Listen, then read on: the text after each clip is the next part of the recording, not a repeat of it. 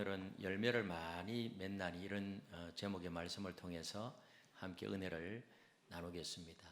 한번 따라하겠습니다. 열매를 많이 맺나니. 올 한 해는 무엇보다도 회복과 부흥을 이루는 그런 해가 되어야 됩니다. 아니, 회복을 넘어서 부흥을 이루어야 하겠습니다. 그래서 먼저 우리의 신앙이 회복되어지고 우리의 첫사랑과 첫 열정, 그 뜨거움이 회복되어지고요, 하나님의 사명자로 일어나서 거룩한 부흥의 불길이 활활 타올라야 할 줄로 믿습니다. 주여, 우리 심령에 부흥을 주옵소서. 하나님, 우리 교회에 거룩한 부흥을 주옵소서. 우리 모두 주의 군사되어 복음을 전하게 하옵소서. 아멘. 이 부흥의 불길이 먼저 우리 심령에 타올라서 전도로서 영혼을 살리는 놀라운 은혜의 역사, 그래서 하나님을 기쁘시게 해드리고 또 교회를 부흥시키는 부흥의 영광을 회복해야 하겠습니다. 그래서 하나님이 원하시는 많은 열매를 맺어야 되겠습니다. 오늘 이 본문 말씀 우리가 잘 아는 말씀이에요. 포도나무 비유라고 합니다. 예수님이 이 비유의 말씀을 통해서 열매를 많이 맺어야 된다고 그렇게 교훈을 하고 있습니다. 이 말씀에는 제자들이 꼭 기억해야 할 기독교 복음의 진수가 여기에 들어있어요. 우리 예수님이 십자가를 지시기 전날에 제자들과 함께 그 포도원을 지나면서 하신 말씀입니다. 그 당시에 유대 나라에서 가장 많이 농사하던 품목은 포도를 심어서요, 그래서 포도 열매를 많이 거두는 그 일반적인 그 농사였습니다. 우리 주님은 이 비유의 말씀을 통해서 예수님 자신은 포도나무로, 하나님은 포도나무를 가꾸고 재배하는 농부로, 그리고 제자들은 포도나무에 붙어있는 가지로 비유하고 있습니다. 하나님이 농부시라면요, 여러분 농부의 심정이 어떨까요? 여러분 농사 지어 보셨습니까? 농부의 입장에서 생각해 보세요. 농부의 입장에서는요, 포도나무마다 포도송이가 주렁주렁 달리기를 원할 것입니다. 그게 바로 농부의 심정이기 때문입니다. 우리는 이 말씀을 통해서 우리가 받을 교훈이 있어요. 적어도 3가지 교훈이 있습니다. 이 교훈의 말씀을 통해서 다시 한번 오늘 이 시간 하나님이 우리에게 전하시는 메시지로 받아서 아멘 하시면서 이 말씀 그대로 실천하기 위해서 애쓰는, 그러므로 하나님 앞에 영광 돌리는 저와 여러분들의 믿음의 삶이 되시기를 다시 한번 주님의 이름으로 축복합니다. 첫 번째, 우리는 열매를 많이 맺어야 합니다. 열매를 많이 맺어야 돼요. 거듭 말씀드리지만은 농부의 관점에서 농부의 심정은 많이 거두는 것입니다. 저도 농사를 지어봤어요. 고추를 심으면 고추가 많이 열리기를 원하고요, 그리고 포도를 심으면 포도가 많이 열리기를 원하고, 그리고 오이를 심으면 오이가 큰 오이들이 많이 열리기를 원하고요. 그래서 반토막 나는 것이 아니라 그저 농부의 심정은 심은 대로 거둘 뿐만 아니라 더 많이 소출이 있기를 원하는 것이죠. 하나님이 원하시는 것은 잎만 무성한 가지가 아니라 풍성한 수확입니다. 우리가 그저 한두 송이 열매를 맺는 것으로 만족하지 아니하시고 더 많은 과실을, 더 많은 열매를 거두기를 원하시는 분이 바로 하나님이시라는 것입니다. 그래서 오늘 2절 중반절에 보니까 무릇 열매를 맺는 가지는 더 열매를 맺게 하려 하여, 여기서 더 하는 것이 중요해요. 플레오나 이 말인데 모아에 해당되어요. 여러분, 하나님은 열매를 더 많이 맺게 하는 데 관심이 있다는 것입니다. 더 열매를 맺게 하려 하여. 그리고 5절 중반절에 보니까 사람이 열매를 많이 맺나니, 많이 임하는 폴로운 하는 말인데 멋지에 해당하는 것입니다. 하나님은 우리가 열매를 많이 맺기를 원하시는 거예요. 더 맺고 많이 맺고, 7절 역시 동일한 사실을 말하고 있는데 너희가 열매를 많이 맺으면, 그래서 많은 열매를 맺기 원하는 것은 바로 농부의 심정입니다. 그래서 농부 되신 하나님도 우리가 열매를 많이 맺기를 원하십니다. 오늘 이 말씀을 우리는 분명히 알아야 되고 깨달아야 되고요, 다시 한번 확인해야 됩니다. 올 한 해 동안 여러분들은 열매를 더 많이 맺는 2023년 한 해가 되셔서 하나님을 기쁘시게 해드리고 하나님 앞에 영광 돌리는 그런 삶이 되시기를 바랍니다. 두 번째로는요, 인격의 열매와 사역의 열매입니다. 하나님께서 자녀들에게 원하시는 열매가 무엇일까요? 근데 열매하면 이 열매라는 말에는 다양한 의미가 있어요. 성경에 보면 우리가 신앙생활을 하면서 예수 그리스도를 닮아가는 그런 삶을 통해서 하나님을 기쁘시게 할 수 있는 모든 것을 일컬어서 뭐라고 말하는가 하면은 열매라고 말하는 거예요. 열매. 그래서 성경에 보면 인격의 열매를 말하고요, 사역의 열매, 전도의 열매를 이야기하고 있고, 가난한 자를 위하여서 헌금하는 것도 열매라고 말하고, 경배와 찬양을 드리는 예배의 삶도 열매라고 말합니다. 히브리서 13장 15절에 보니까 우리가 예배하는 것도 열매라. 먼저 우리는 인격의 열매를 많이 맺어야 돼. 인격의 열매.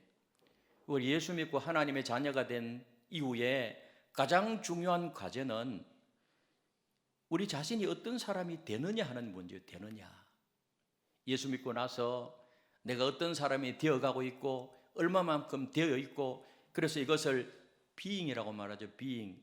존재의 문제, 됨의 문제. 하나님은 하나님 자녀된 나 한 사람, 여러분 개인 한 사람 한 사람에게 관심을 가지고 계신다는 거예요. 우리가 성숙하고 성장해서 열매를 많이 맺어야 되는데, 인격의 열매, 우리가 인생을 다 살고 하나님 앞에 섰을 때 하나님이 먼저 무엇을 물어보느냐? 네가 어떤 위대한 일을 성취했느냐? 그것이 아니라 너는 예수 믿은 후에 얼마나 변했느냐? 너는 어떤 사람이 되었느냐? 이 됨의 문제, 이것을 물어보실 것입니다. 그래서 성경에 보면 인격의 열매를 이야기하는 성경 구절이 갈라디아 5장 22절 23절 말씀이에요. 성경의 9가지 열매 우리가 잘 알고 있잖아요. 이것이 바로 인격의 열매인데요, 우리 다시 한번 읽어볼까요? 읽겠습니다. 시작. 오직 성령의 열매는 사랑과 희락과 화평과 오래 참음과 자비와 양선과 충성과 온유와 절제니 이 같은 것을 금지할 법이 없느니라. 이 모든 것은 예수 그리스도 안에서 우리의 인격을 성숙시키는 요소들이에요. 우리가 성장하고 성숙하고 우리의 인격을 성숙시키는 9가지 열매들, 요소들. 그래서 예수님을 닮아 우리의 인격이 성숙해 가는 것을 바로 인격의 열매라고 말하는 것입니다. 인격의 열매. 유명한 복음주의 신학자인 존 스토트 목사님은 성령의 9가지 열매를 세 그룹으로 나눠, 세 그룹으로. 하나님과의 관계에서 맺는 열매, 맺어지는 열매, 이웃과의 관계에서 맺어지는 열매, 그 다음에 개인 내 자신에게 맺어지는 열매. 그래서 하나님과의 관계 속에서 맺어야 할 열매로 바로 사랑과 희락과 화평을 지적합니다. 여러분, 하나님과의 관계에서 맺어야 할 열매, 얼마나 사랑이 많이 있느냐. 내가 하나님을 사랑하고 이웃을 사랑하고. 사랑. 그 다음에 뭐예요? 기쁨. 여러분, 하나님 믿음으로 인하여서 기쁨이 충만하세요? 항상 기뻐하라고 했잖아요. 그리고 화평입니다. 우리는 트러블 메이커가 아니라 언제나 피스 메이커가 돼야 돼요. 이웃과의 관계 속에서 맺는 열매 뭐예요? 오래 참음과 자비와 양선이라는 거예요. 양선은 뭐예요? 어질고 착하다는 말 아닙니까? 우리가 셀이나 교회 안에서 이웃과의 관계 속에서 오래 참아야 된다는 거예요. 그래서 사랑은 오래 참고, 여러분 참지 못하면 하나님의 의를 거스리고요, 하나님의 뜻을 거스르게 돼요. 그래서 우리가 좀 참을 수 있는 인내의 열매. 여러분, 이웃과의 관계 속에서 얼마나 자비롭습니까? 얼마나 어질고 착합니까? 그것이 우리 인격의 열매라는 거예요.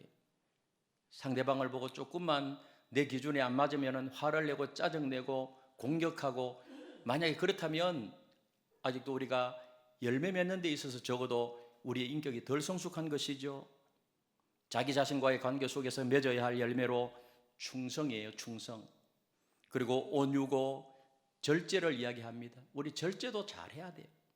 여러분, 이 세상에서 사랑이 충만하시고 온유하며 화평과 오래 참음 가운데 사셨던 분은, 거의 완벽하게 사셨던 분은 바로 우리 주 예수 그리스도이십니다.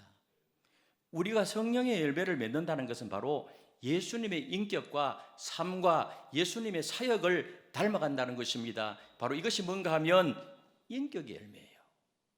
하나님과의 관계 속에서 맺어지는 열매, 이웃과의 관계 속에서 맺어지는 열매, 내 자신과의 관계 속에서 맺어지는 열매, 이 열매가 더 많이 맺혀지는 인격의 열매를 많이 맺는 우리 2023년 한 해가 되시기를 주님의 이름으로 축복합니다. 그리고 또 사역의 열매를 말해 사역의 열매, 성경에서 사역의 열매는요, 전도의 열매예요. 전도의 열매.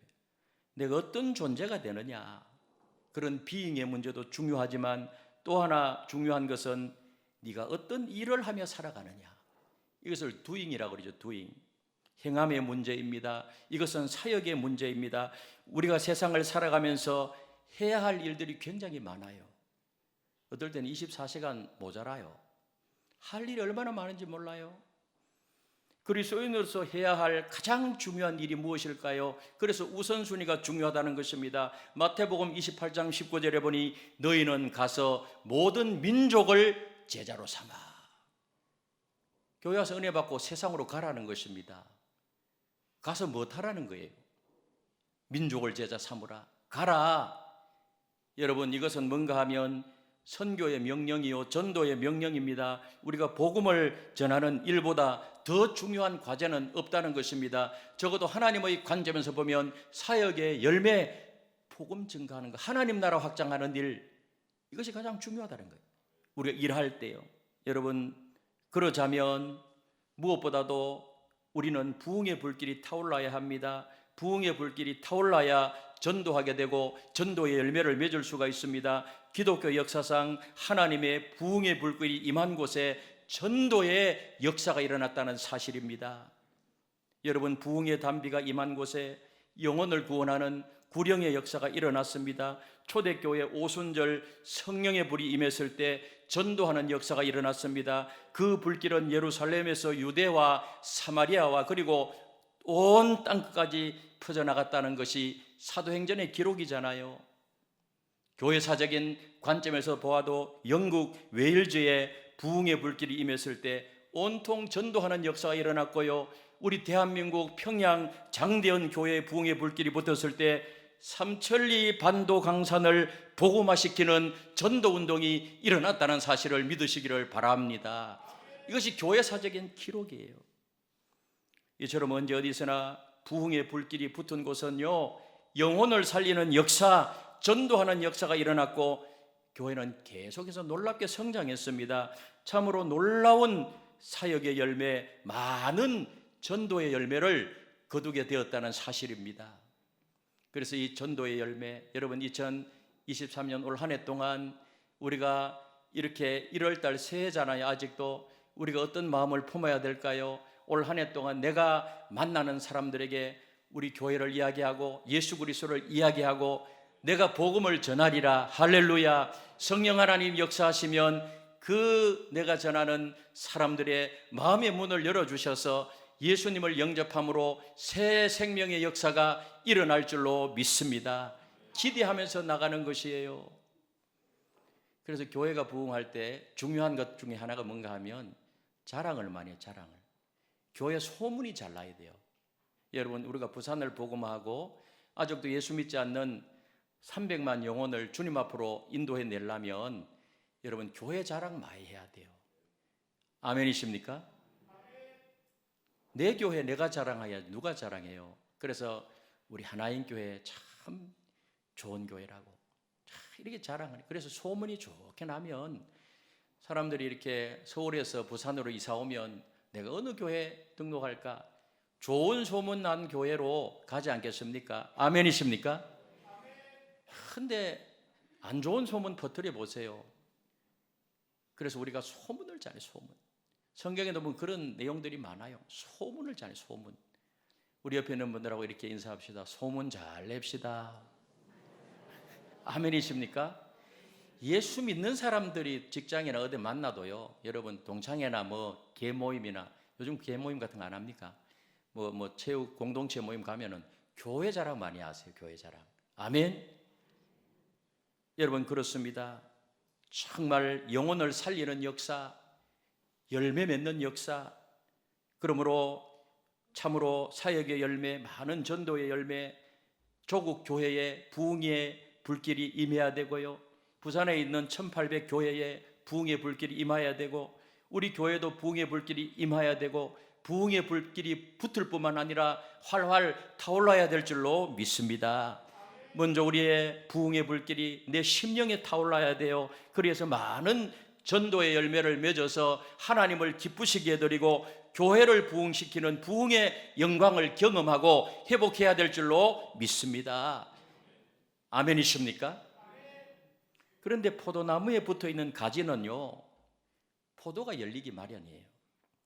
포도나무는 포도가 열리게 되고, 감나무는 뭐가 열려요? 감나무가 열리고, 사과나무는 사과가 열리게 되어 있어요. 예? 포도나무에 사과가 열릴 리가 없어요. 그런데 예수님이 포도나무요, 우리가 가지라고 한다면 우리의 열매는 예수님이에요. 예수나무는 예수 열매를 맺게 마련입니다. 그러니까 우리가 맺어야 할 열매는 인격과 사역을 통해서 예수님을 비슷하게 닮아가는 것이 바로 열매라고 하는 것입니다. 그래서 그리스도인을 뭐라 그러죠?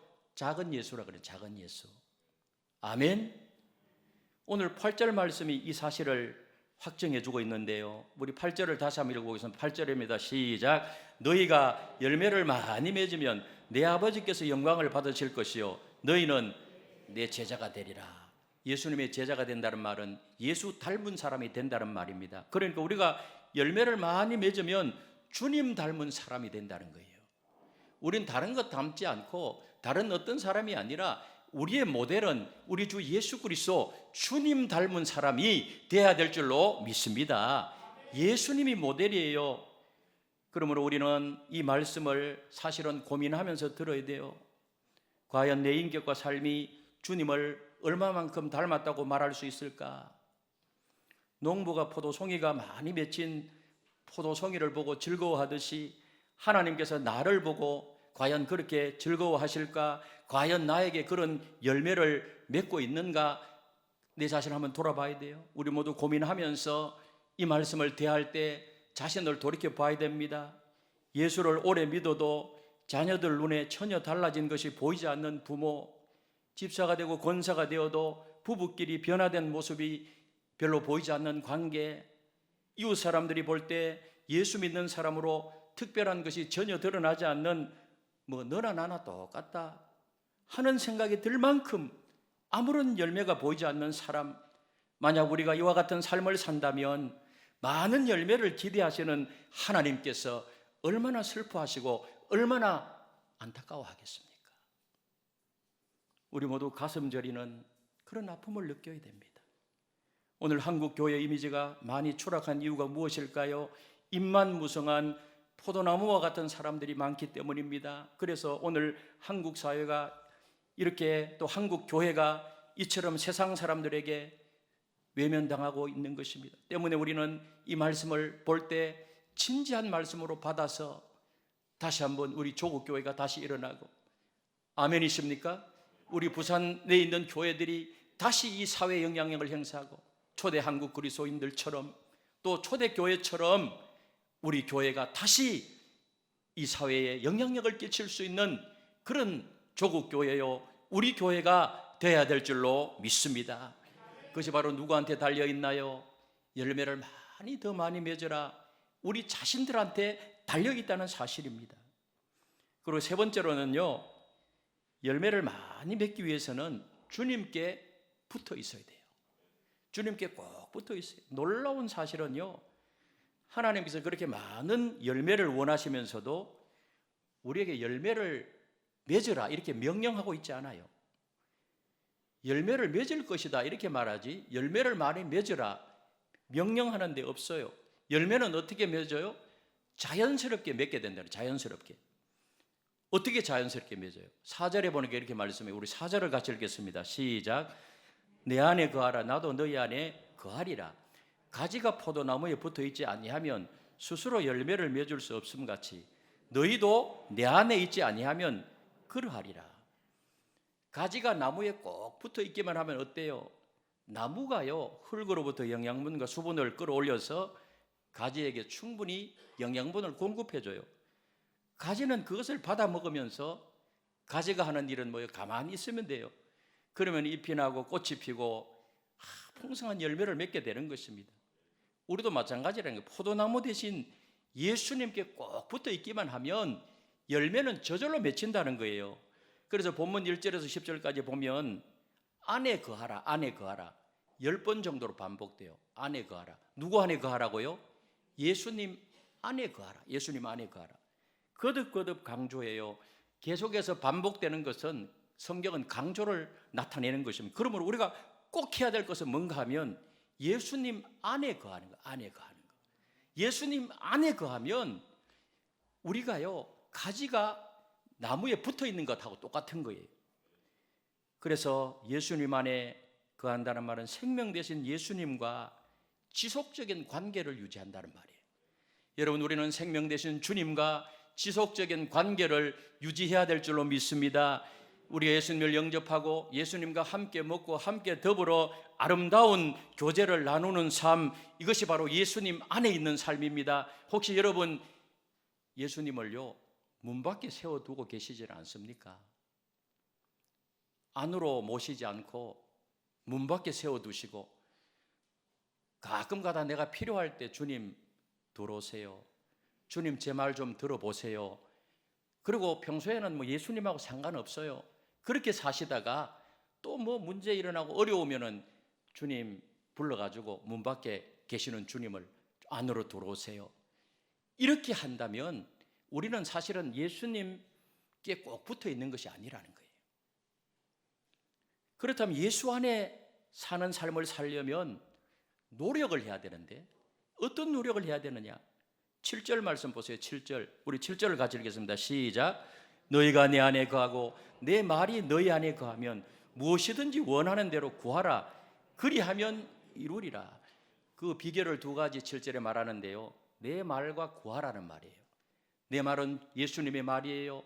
바로 하나님의 말씀이에요. 구하라는 말은 기도예요.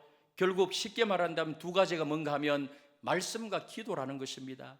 여러분, 하나님의 말씀을 마음에 담고 묵상하게 되면 주님 안에 거하는 삶이 되고요.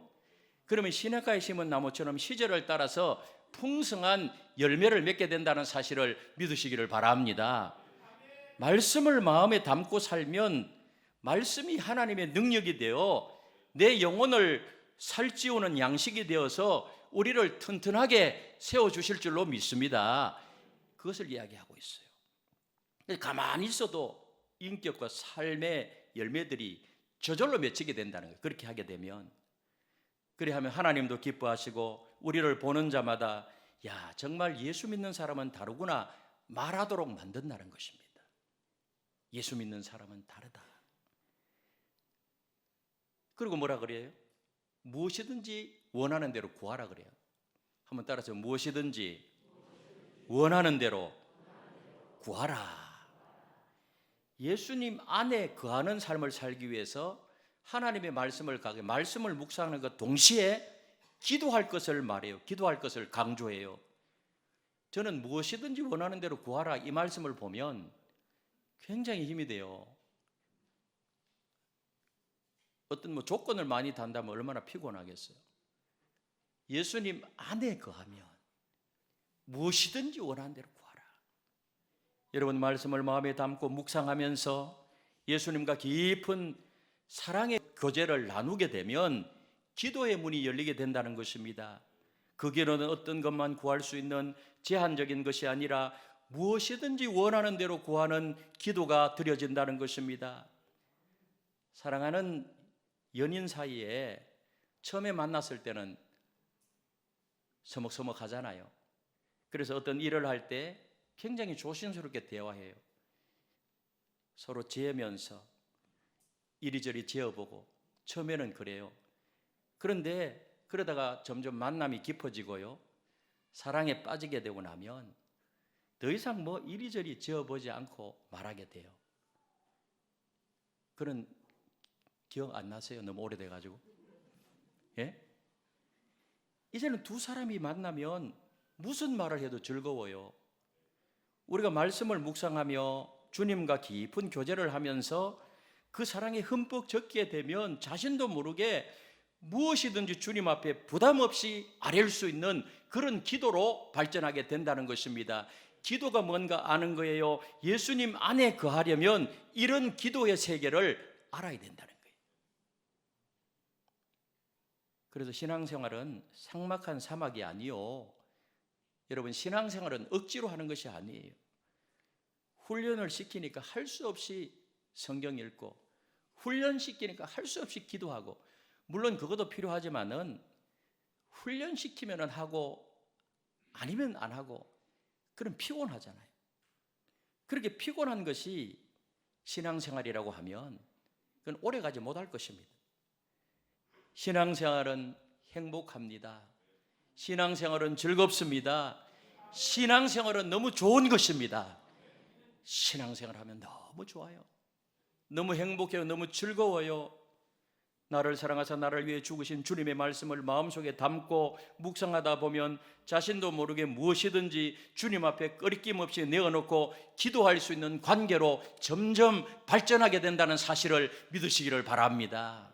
그래서 무엇이든지 구하는 거예요. 정말 뜨겁게 사랑하는 사람끼리, 부부끼리 무엇이든지 이야기할 수 있는 것처럼 우리 주님께 그렇게 할 수 있게 된다는 거예요.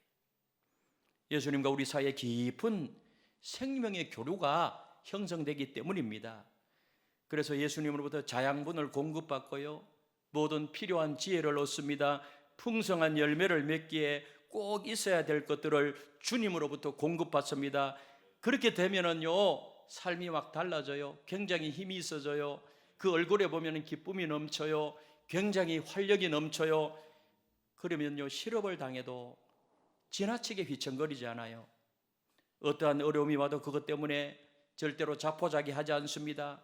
말씀과 기도를 통해서 주님과 깊이 교제하면서 주님의 능력을 공급받기 때문에 비록 생활이 조금 쪼달린다고 해도 그것 때문에 짜증내고 오만상을 찌푸리고 하루 종일 불평하면서 그렇게 불행한 삶을 살지 않습니다. 여러분, 정말 열매 맺는 삶을 살게 되면요, 굉장히 좋고요, 기쁘고 신앙생활 자체가 너무너무 좋다는 사실을 믿으시기를 바랍니다. 우리 대부분의 분들이 그런 경험을 하고 있잖아요. 그래서 오늘 이 자리에 여러분들이 나오셔서 하나님 만나는 예배를 드리고 계시는 줄로 믿습니다. 수학자요, 물리학자요, 천문학자인 아이작 뉴턴은 이런 말을 했어요. 이분은 과학자예요. 여러분, 이분이 한 말을 한번 보실래요? 우리 같이 한번 읽어보겠습니다. 시작. 나는 망원경으로 수백만 마일 떨어진 우주 공간 속을 들여다볼 수 있다.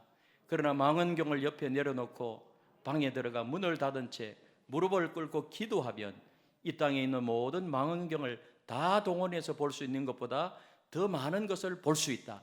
천상의 것들을 더 많이 볼 수 있으며 하나님에게도 더 가까이 나갈 수 있다. 너무 길어가지고 다 못 썼는데요. 아이작 뉴턴은 과학자인데 나는 망원경으로 수백만 마일 떨어진 우주 공간 속을 들여다볼 수 있다. 그러나 옆에 있는 망원경을 내려다 놓고 방 안에 들어가서 무릎을 꿇고 기도하게 되면 땅에 있는 모든 망원경을 다 동원해서 볼 수 있는 것보다도 더 많은 것을 볼 수 있다. 천상의 것들을 더 많이 볼 수 있으며 하나님에게도 더 가까이 갈 수가 있다. 날마다 밤낮 없이 과학만 연구한 과학자도요, 이처럼 하나님 앞에 나가서 기도하는 것이 얼마나 중요한가 하는 것을 분명히 알았어요. 분명히. 여러분, 오늘날 여러분들은 어떻습니까?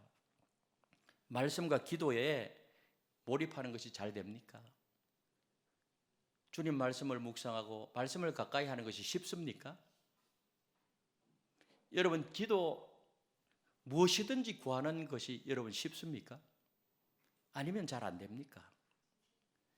만약에 잘 안 된다고 하면 믿음이 아직도 초보 단계에서 그런 일이 일어날 수가 있고 또 게으르기 때문이기도 하지만은 마귀가요, 여러 수단을 동원해서 기도하지 못하게 하고 말씀을 마음에 담지 못하게 하기 때문이기도 해요. 마귀는 우리가 열매를 많이 맺는 것을 무척이나 싫어해요. 너무너무 싫어해요. 그렇지 않겠습니까? 우리가 열매 많이 맺으면 하나님 앞에 영광 돌리고 하나님이 기뻐하시고 하나님과의 관계가 돈독해지는데 그것을 마귀가 좋아할 리가 없어요. 마귀는요, 우리가 비실비실 하면서 신앙생활 하기를 원해요. 기쁨이 없이 신앙생활 하기를 원해요. 그래서 한사코 말씀을 묵상하거나 기도하지 못하게 방해하는 것입니다. 그러므로 우리는 예수님 안에 거하기 위해서 노력해야 돼요. 애를 써야 돼요. 애를 써야 돼요. 주님은 내 안에 거하라고 명령해요. 열매를 맺으라 명령하는 것이 아니라 내 안에 거하라. 거하게 되면 열매는 저절로 맺게 되는 것이다. 할렐루야. 주님께 꼭 붙어 있어라 명령하시는 것입니다. 주님 안에 거하려고 하면 결국 말씀과 기도라는 거예요. 명령하시는 것은 우리가 그만큼 결단하고 노력해야 된다는 거예요. 대가를 지불해야 된다는 거예요. 여러분, 대가 지불이 있어요. 기도하기 위해서 때로는 시간을 내야 되고 하나님의 말씀을 읽고 묵상하기 위해서 시간을 내야 돼요. 예배 드리기 위해서 시간을 내야 돼요. 대가 지불이 필요하다는 것입니다. 우리는 이미 다 지나면 처음 교회 나오시는 분은 이 시간에 교회 오지 않고 산에 가면 더 좋을 수도 있어요. 들에 가면, 바다에 가면 더 좋을 수도 있어요. 하나님의 세계를 모르는 사람들은 그걸 더 좋게 생각해요. 그러나 이곳에 오셔서 이렇게 예배 드리고 아멘이십니까? 대가 지불하잖아요. 그러면 더 영적인 세계, 거기서 오는 놀라운 기쁨과 행복이 있잖아요. 이 땅에서 삶이 마지막이 아니고요, 우리는 영원한 영적 세계가 있음을 알기 때문에. 그러므로 사랑하는 성도 여러분, 우리가 예수님께 뿌리를 깊이 받고 있으면 놀라운 능력을 체험하며 살 수 있습니다. 우리의 모든 고통의 문제에 대하여 주님께서 해답을 주십니다. 우리의 난제들을 주님이 때를 따라 해결해 주십니다. 우리의 인격과 삶 가운데 하나님이 기뻐하시는 열매들이 주렁주렁 열리도록 은혜를 주실 것입니다. 은혜를 주실 것입니다. 분명히 믿으시기를 바랍니다. 그래서 마지막으로 8절을 한 번 더 읽어보죠. 8절입니다. 시작. 너희가 열매를 많이 맺으면 내 아버지께서 영광을 받으실 것이요 너희는 내 제자가 되리라. 내가 열매를 많이 맺을 때 하나님께서 영광 받으신대요. 열매를 많이 맺어야 하나님께서 날 보고 기뻐하신대요. 열매를 많이 맺어야 진정으로 주님의 참된 제자가 된대요. 우리 모두 이러한 소원을 가지고 하나님을 영화롭게 하기 위해서 내가 올 한 해 동안 열매를 많이 맺어야 되겠다. 그러면 좀 더 적극적으로 말씀을 묵상하고 기도하는 삶을 살아야 되겠다. 이런 각오를 가지고 이번 한 주간 또 올 한 해 동안도 순종하고 실천하실 때 우리가 이제 한 해 다 살고 한 해를 돌아보며 송구영신 예배 드릴 때 그래도 참 이만큼 내가 성숙했구나, 성장했구나, 이런 기쁨의 찬양과 영광을 하나님께 올려드리는 그런 놀라운 은혜가 있게 될 줄로 믿습니다. 그리하면 이 모든 것을 너에게 더하시리라. 더하여 주시는 하나님의 일반 은총의 축복을 경험하게 될 줄로 믿습니다. 이러한 저와 여러분들의 삶이 되시기를 예수님의 이름으로 축원합니다.